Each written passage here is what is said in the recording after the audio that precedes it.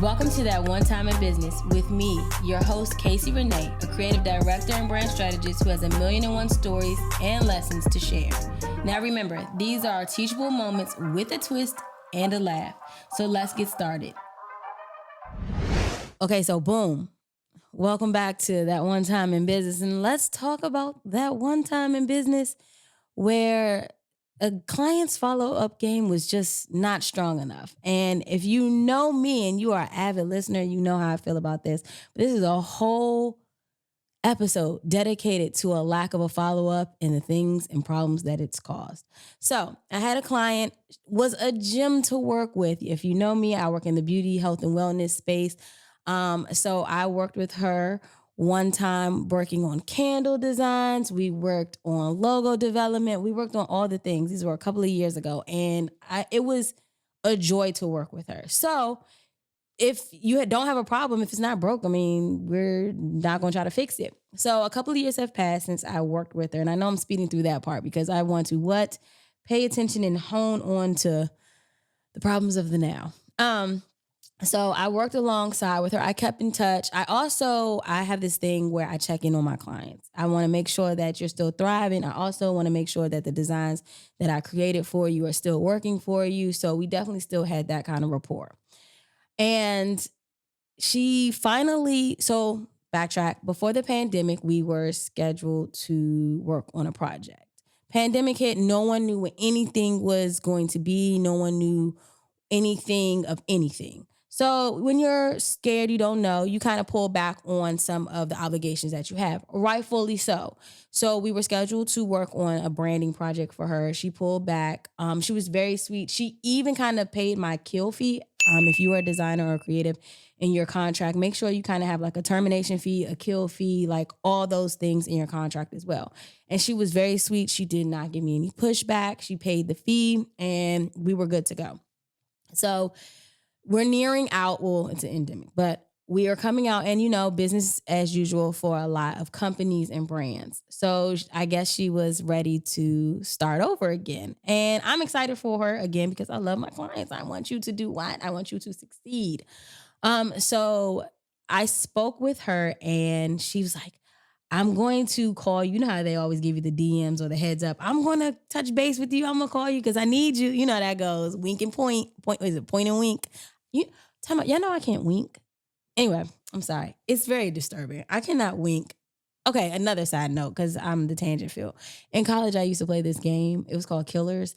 And you would have to draw a card. And if you draw the card and you have the ace, then you were the killer. So to kill people, you had to wink at them. And I used to get out so fast because I would blink at people really quickly and they'd be like, Casey. I'm like, God damn it. Okay. Anyway, off the tangent. I'm back.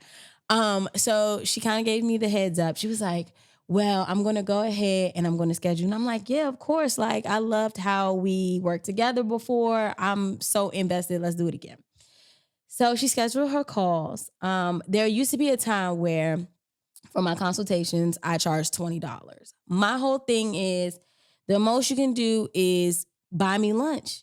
If the conversation doesn't work, if it's not a good fit, if you didn't show up, the most that you can do is buy me lunch out the situation. Okay.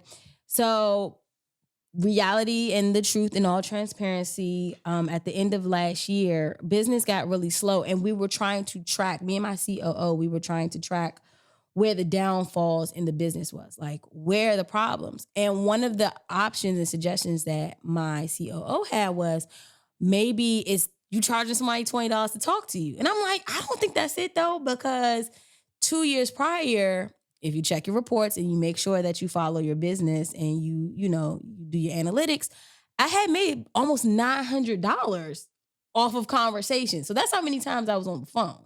So I'm like, it can't be that. But let's also be clear. Business is changing, the way of the world. People, JG Wentworth, I want my money and I want it now.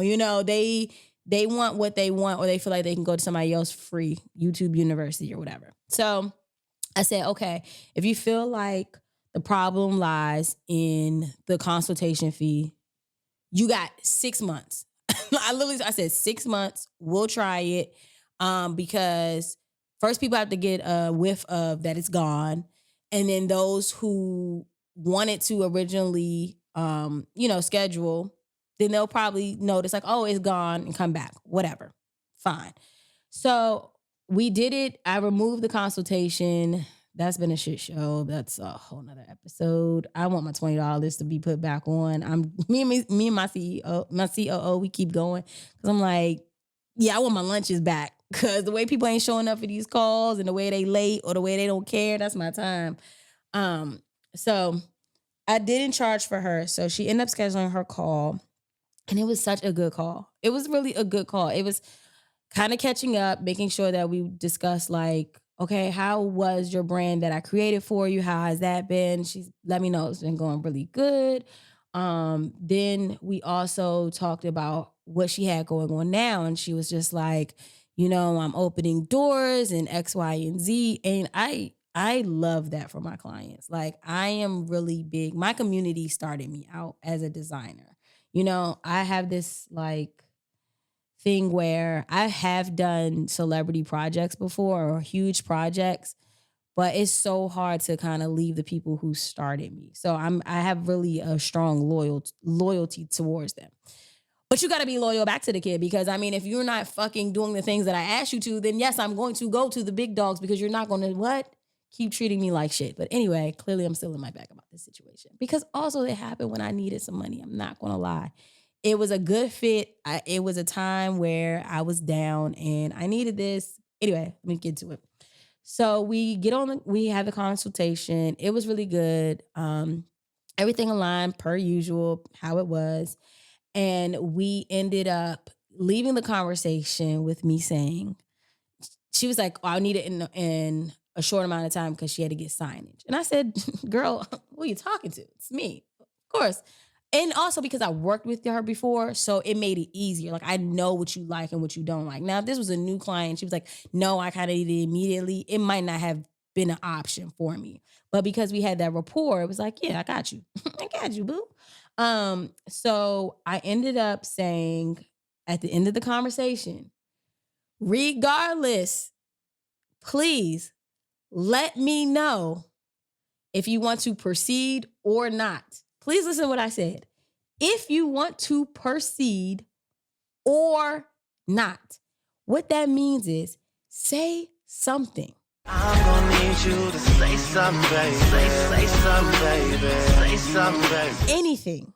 Smoke signal. Pigeon. DM. I don't care. Say something to me because I've said it on the episode before. We continue to follow up. And the conversation was so good. Why would I think that it wasn't mine? You know what I'm saying? We've worked together before. You know my process. We agreed that the project was a thing, So here we go. And we're here. So we got off the phone and she did tell me it was going to take her like 2 or 3 days to reach. So I wasn't immediately looking for a response. And I thanked her for that. I was like, okay, cool. She was like, let me kind of get some ducks in a row and I will follow up in about 2-3 days. No problem. Day 4. So I reached out to her and I said, hey, I just wanted to follow up. I know you probably got business, especially because you're in the beauty industry, like hair care and things like that. Like I know your hand's always in somebody's hair. Like I get it. So I was like, okay, just following up, just wanted to see, blah, blah, blah, the basics. No response, right? So I was like, oh, okay, cool. So then I was like, all right, COO, your turn, tag you in, boom, you say something. So she said something, no response. So I waited again, but then I'm like, we're starting to get to the point where she needed it. Like this is starting to be the time. Like this is the time on the line that she needs it. So I said, okay, I'm gonna try one more time. So then nothing. And ladies and gentlemen, this is when this shit became a whole problem. I get on Instagram. On Al Gore's internet. And I open my Instagram and she is the first post I see with a brand new logo. I know you fucking lying. Talking about some, I'm opening in a week, something, like this celebratory thing. Well, you know my petty ass. I get under the comments and I say, oh, congratulations. I'm so happy for you. I want you to see me. I want you to see me. So now I'm just liking. Every time I'm double tapping, even in the stories, you get a little heart, you get some flames. I'm not going to tell you that the logo was, it wasn't a Casey Renae logo. That's all I'm gonna say about that. It wasn't the kid didn't do it. The girl didn't do it. And we could tell. Okay.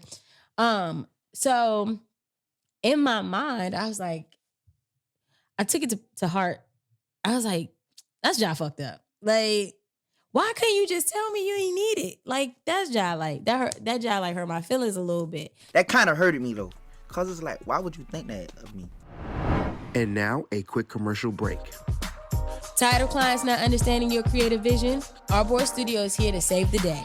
With Artboard Studio, you can showcase your ideas seamlessly, impressing clients and upselling your services. Create stunning mock-ups that bring your designs to life, making it easier than ever for clients to see your vision. And the best part? You can try Artboard Studio's Pro Plan free for 3 months. Just use the code TOTIB3PRO. Don't miss out on the exclusive offer. Get Artboard Studio and transform the way you communicate your creativity today. But I'm a G, so I did what any G does. I went on my close friends on my Instagram. And I went off. I was like, y'all gotta stop doing this shit. Because I really don't have the gall to put it on my actual stories. But I was in close friends going off. I was like, and then she did this, and then she did this. And then I, screenshot, here you go, now you can see this, and that ain't da-da-da. Because I'm petty. And I love the close friends feature on Instagram. I think it's probably the best thing that could ever happen to a business owner. So get yourself some business besties and get yourself a close friends on your business page and watch you normalize yourself real quick. So she never responded to this day. To this day! She still never responded. And to this day, I literally still heart everything. When this podcast airs, I'm probably just going to have to go ahead and unfollow her because it's very blatant who the fuck I'm talking about. But like I always say about this podcast, it's the help syndrome. You're not going to admit that it's you that ate the pie. So you're probably not going to say nothing. But I did learn something from it, shockingly enough, from this situation. I learned that as a business owner, you can be petty. You can be petty within reason. You have to make it make sense. You can't be petty unprofessionally. You got to do that slick shit. Just a little click, double tap. Oh, I see you. Because I want you to what? See me. Okay. No, also I learned that maybe I'm an extrovert, right? So being an extrovert means I have no problem telling people no. Like, I'm like, nah, I don't want it. Or no, thank you for your services. Or no, I don't have it at this time. Like, I'm very good at that, right? Not everybody's cut from that. So I have to understand that and appreciate that because we can't have a world full of Caseys that are just fucking loud. We would get nothing done. We need the listeners. We need the talkers. What does Jadena say? He says, a leader, a follower, or just get out the way. Like we need the balance, right? So one thing that has taught me with my process is I need to find a way to make everybody comfortable, and also I need to do more feelers. Asking questions such as, so how does this number feel to the budget that you're looking for? Or are you confident that I can get this done? And then if they say, maybe they're not comfortable or confident, then I can flex my professional muscle and say, okay, well, check this out. I did this project right here in X amount of time, and this is how it turned out. So basically just finding ways to bridge the gap of things that they may feel inadequate or scared about or nervous about to talk to me about. So I think that adding that practice in will help me in the long run because that way I really won't have to be petty because if they don't call back, instead of thinking like they just trash or they just rude or, their mother and father just didn't raise them right, I can say, you know what? I kind of felt that person was an introvert or ambivert, or this is just not easy conversation. And I do remember, hey, when we talked, they said that they were skeptical about the budget. Or when we talked, I could say, I remember that they said that they needed more than what was presented to them that I presented in that timeline. Just things like that to help them, you know? Also in that situation, I learned that I need to kind of have more standards in my actual follow up. So, meaning after the call is done, I did say, tell me if you want to proceed or not, right? I think I need to kind of now be more in depth. I need to, before I get off the phone or the call with a potential client, say, hey, please let me know if you want to proceed or not, because my agency will continue to reach out to you to ask you. And we do not want to bombard you with follow ups if you're not interested. And then also lighten the mood. I have this thing when I talk to my clients all the time because branding is such a big investment. I have this I say it so jokingly, but I'm so serious. I always say, I have thick skin. I went to art school, I have thick skin. So if you don't like it, just be like, Casey, girl, I don't like this. You know, I say it in that way so that it makes people comfortable. Because when you start to spend commas on things, I want you to be comfortable. So I want you to be, so I say, don't, but I still say kind of jokingly, don't wait till the last minute to tell me you don't like it, when we're always already done, because then I can't help you. But if you're like, Casey, I don't like this, then say, girl, hey, Casey, this ain't it. And then I'll go to the next thing or we'll figure it out, because I've also had these situations where I've worked with people who waited to the very end to tell me that they didn't like something. And that doesn't benefit anybody because I'm still I'm still gonna run your debit card. So cha-ching. Um, so that's something that I want to also just continue to instill. I want to make it very comfortable for potential clients to know, hey, if you don't like it, let me know. But also, if this just doesn't feel like this is a good fit, that you could tell me. Like, I'm not gonna be offended. So I'm in a sorority and I have line sisters. I have a lot of line sisters, right? And in my sorority, so my line name is Endurance. And then I have an alias of Napoleon Complex, right? Like, I just don't be giving two shits. Like, it just, what the fuck ever, right? I never cry. So what would happen was my line sisters, we could be in situations where everybody's crying about something. I don't even know. Like, somebody could be graduating, they could be like, I'm gonna miss you. And they start crying. I be like, all right, girl, like, god damn. So they kind of coined me as, Casey has like this waterproof heart or whatever. Cause I'm like, this shit don't faze me.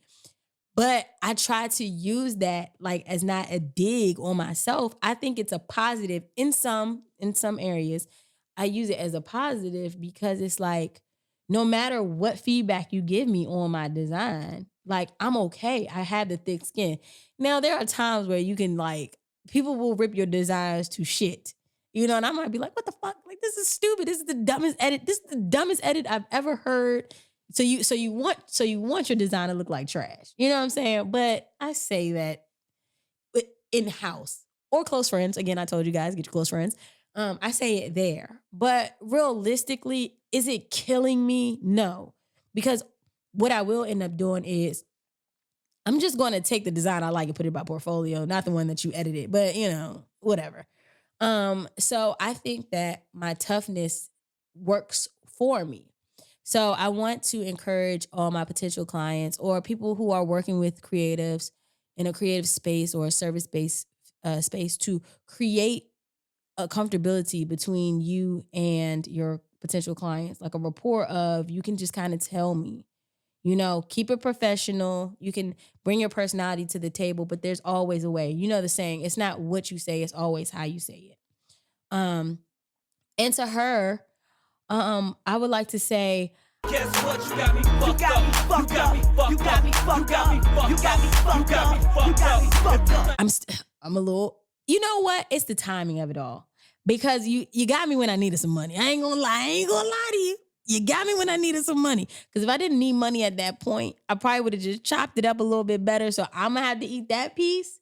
But the fact that you actually just kind of went on ahead, I mean, that's a little messed up. You know, I am still proud of you because I know your story and I know the brand. So I want to say I'm proud of you.